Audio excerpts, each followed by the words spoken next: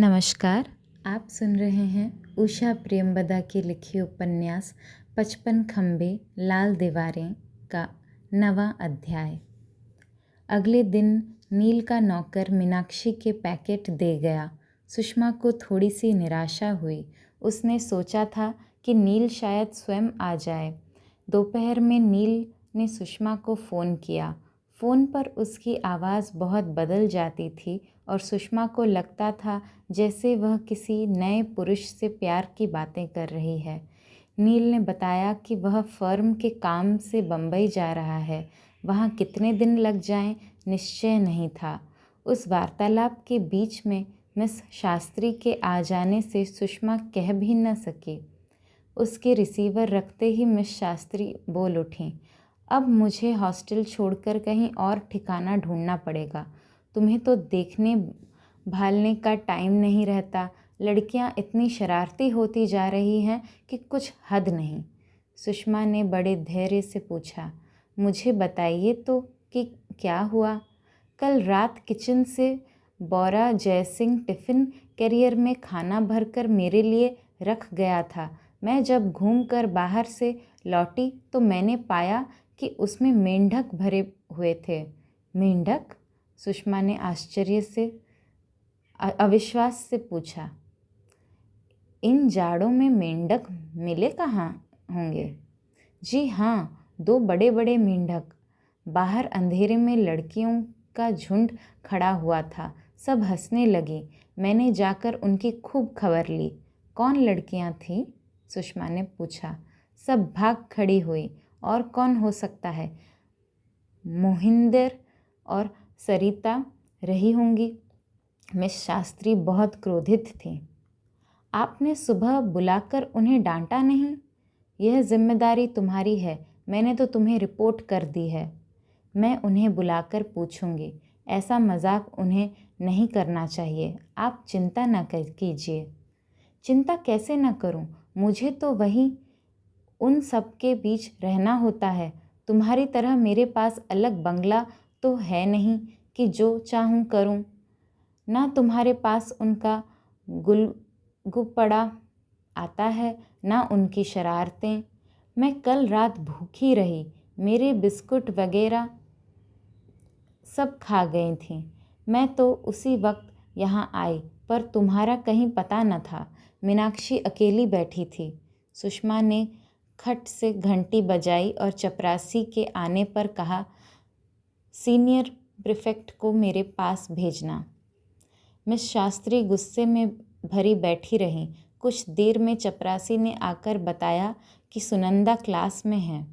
मैं तो कहती हूँ कि जो काम अपने से ना संभले इंसान दूसरे को करने दे। तुम्हारा मन नहीं लगता है तो इस्तीफ़ा दे दो। कॉलेज की 48 अध्यापिकाओं में क्या कोई वार्डन बनने को राज़ी ना होंगी? ये सब शरारत महेंद्र की है, बहुत बढ़ने लगी है। ज़रा भी शर्म या लिहाज नहीं है। पता है कि टीचर्स के कमरे पास ही हैं, फिर भी शाम को चीख चीख कर कहती रहती हैं कि बॉयफ्रेंड के पास जा रही हूँ। पता नहीं यह दुनिया जा किधर रही है। अपनी बुद्धि और विवेक को छोड़ सभी सिर्फ एक चीज़ के पीछे भागे जा रहे हैं, क्या बड़े क्या छोटे। सुषमा के गाल तमतमा आए। उसे मालूम था कि मिस शास्त्री दोहरी चोट कर रही हैं, पर उसका वह क्रोध क्षणिक था। मिस शास्त्री के धंसे हुए गाल, आँखों के कोनों पर मकड़ी के जालों सी झुर्रियाँ उसकी आँखों में चुभ उठीं। उस जीवन का खोखलापन उसने बहुत गहराई से अनुभव किया। जाने दीजिए मिस शास्त्री, आखिर यही तो उम्र होती है। उसने बात टालने का प्रयत्न किया। उम्र तो खैर सभी की होती है। हम भी हमेशा से ऐसे न थे, पर ऐसा पागलपन हम पर कभी सवार नहीं हुआ। तप्त धरती की तरह मिस शास्त्री, जिनकी निराशाओं ने उनका जीवन के प्रति पूरा दृष्टिकोण विकृत कर दिया, जिस वस्तु के लिए वह तृषित रहीं, शायद उसे है तथा निकृष्ट समझ उन्होंने इधर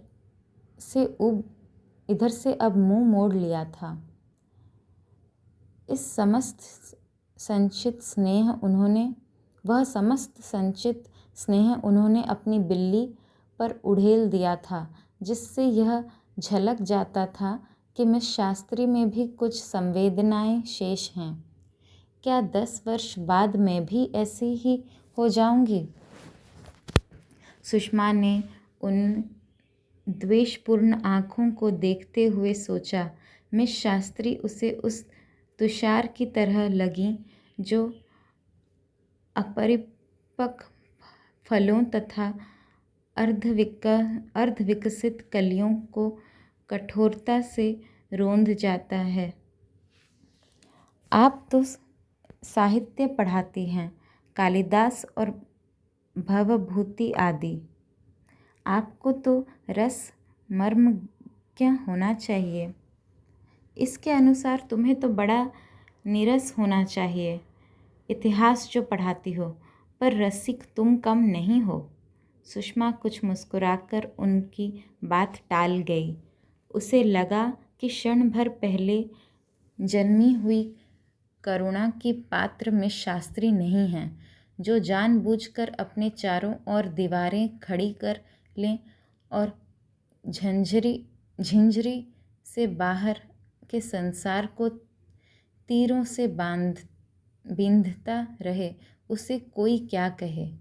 शाम को सुनंदा सुषमा के पास आई। सुषमा ने उससे पूछा तो उसने मिस शास्त्री की बड़ी शिकायत की।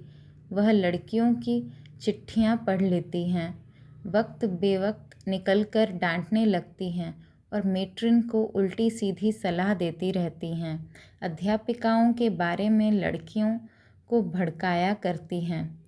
तुमने पहले मुझसे क्यों नहीं कहा? अगर तुम लोगों को कोई तकलीफ़ है तो मुझसे कहना चाहिए था। उन्हें इस प्रकार तंग करना तो उचित न था।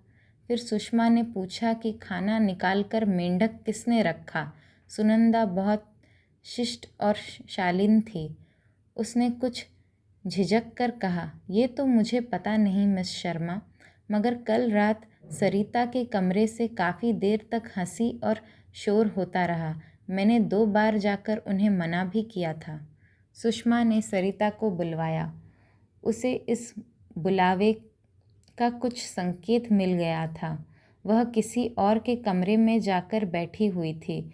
उसके कमरे में ताला बंद था। सुषमा बिना बात भौंरी पर खिंच उठी। उसे न जाने कितना अकेला लग रहा था। नई आई पत्रिका उठाकर पढ़नी चाहिए। कुछ देर रेडियो सुनने की कोशिश की। फिर कॉलेज कंपाउंड में ही रहती मिसेस धर के पास चली गई और उनके 2 साल के लड़के से बात करती रही और फिर रसोई की दहलीज पर खड़ी हो अंदर कॉफ़ी बनाती मिसेस धर को देखती रही। आज कहीं बाहर नहीं गई? मिसेस धर ने पूछा। सुबह से मिस शास्त्री ने ऐसा सिर चाटा है कि मूड खराब हो गया। सुषमा ने उनके हाथों से ट्रे ले ली और ले जाकर मेज़ पर रख दी। मिसेस धर अलमारी से बिस्कुट निकालकर ले आईं। Aunty, toffee? सौम्य ने प्रश्न किया। अरे, सौम्य को बहुत दिन से टॉफ़ी लाकर नहीं दी, इसलिए तकाजा कर रहा है। कल लाकर दूंगी। सुषमा झेंपी हंसकर बोली। मीरा धर ने मुस्कुराकर पुत्र से कहा, तुम्हारी आंटी को यहाँ आने की फुर्सत ही कहाँ रहती है? कितने महीने में आई हैं? क्या बताऊँ मीरा दी, समय नहीं मिलता।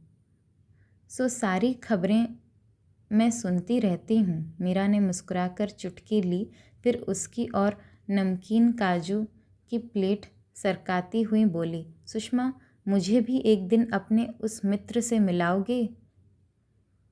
मैंने उनकी बहुत तारीफ सुनी है। मीरा दी, आप भी ऐसी बातें करने लगी? सुषमा ने शिकायत भरे स्वर में कहा। गलत बात है क्या? क्या वह तुम्हारे मित्र नहीं हैं, या तुम भी औरों की तरह उन्हें भाई या कोई रिश्तेदार बताती हो? मीराधर ने पूछा। मुझ में अभी इतना साहस बचा है मीरा दी कि अगर मेरा कोई मित्र होगा तो उसे भाई या संबंधी की ओंठ में नहीं छिपाऊंगी। वैसे मेरी और मिस्टर कश्यप दोनों की आंट्स बहुत गहरी मित्र हैं। ओह, मिस्टर कश्यप, मैं कायर हूँ, मुझ में साहस नहीं है। क्यों नहीं मैं मीरा दी को सामने उस नाम का उच्चारण करती? क्यों नहीं कह देती कि आई लव हिम? वह बम्बई चला गया है तो मेरी एक एक पल काटना दुभर हो गया है। नील मेरी जिंदगी में अचानक फूट पड़ी प्रकाश की किरण है, जिसकी स्निग्ध गरमाई मेरे अंग अंग में बसी हुई है।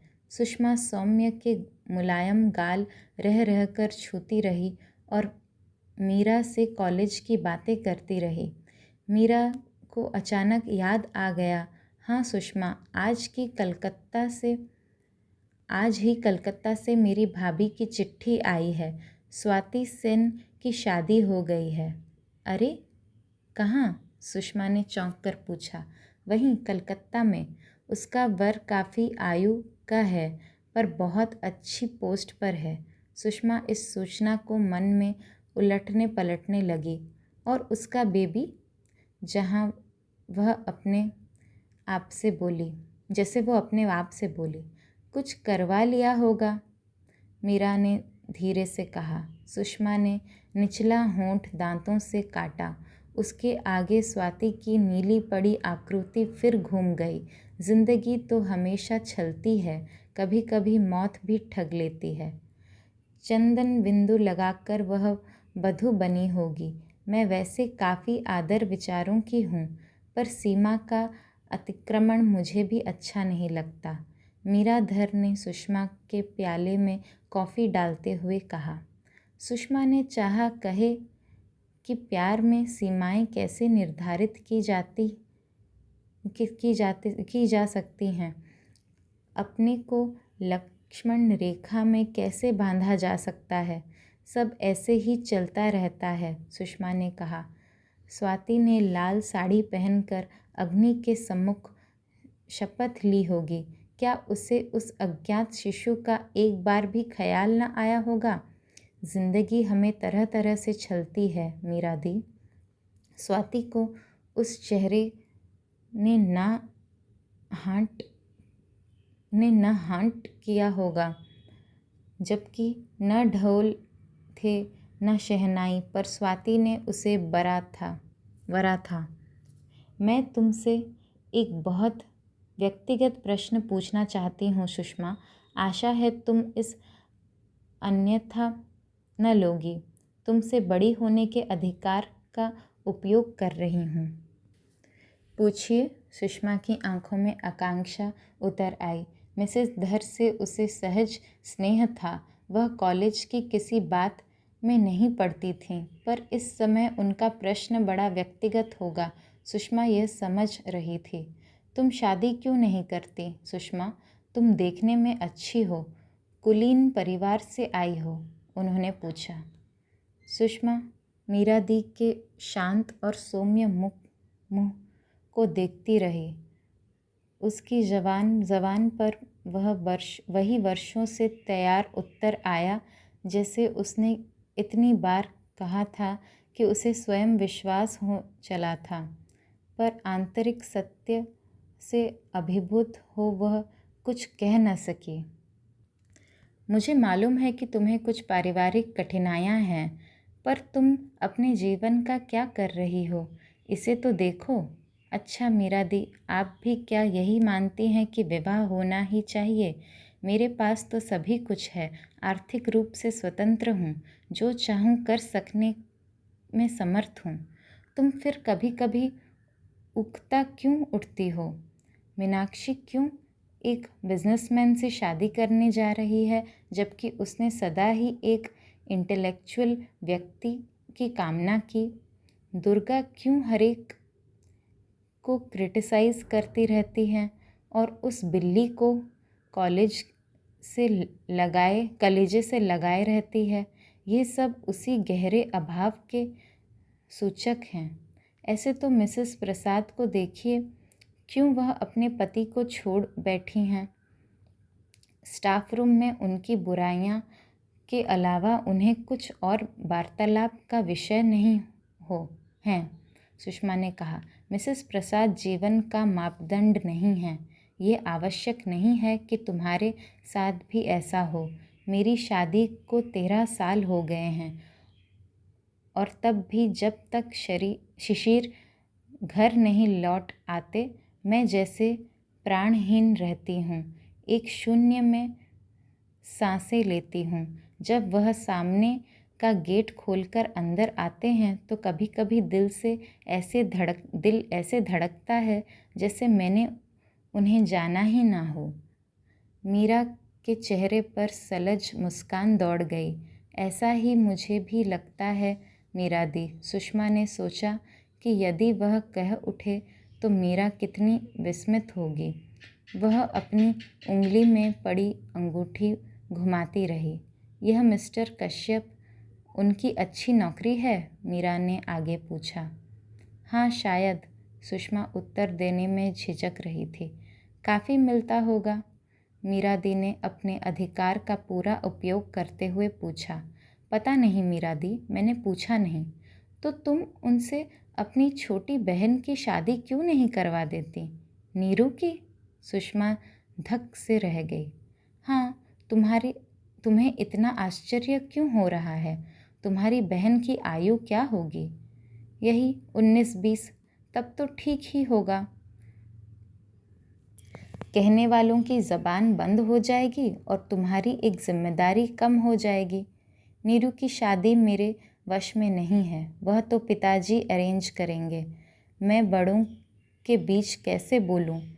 और शायद मिस्टर कश्यप भी कुछ और चाहें। जैसे कि छोटी बहन की अपेक्षा बड़ी बहन, जो पढ़ी लिखी होने के साथ साथ बड़ी दिलकश भी है, मीरा ने हंसकर कहा। मैं तो उनसे बड़ी हूँ। सुषमा की बात से कमरे में 2 पल चुप्पी छा गई। फिर बाहर का गेट खुला और सुषमा ने सायस हंसकर कहा, अब मैं चली क्योंकि आपके प्राणदाता आ गए। आज के लिए बस इतना। आशा करती हूँ ये उपन्यास मेरे आवाज़ में आप सबको अच्छी लग रही होगी। आज के लिए इतना ही। फिर मिलेंगे एक नए अध्याय के साथ। तब तक के लिए नमस्कार।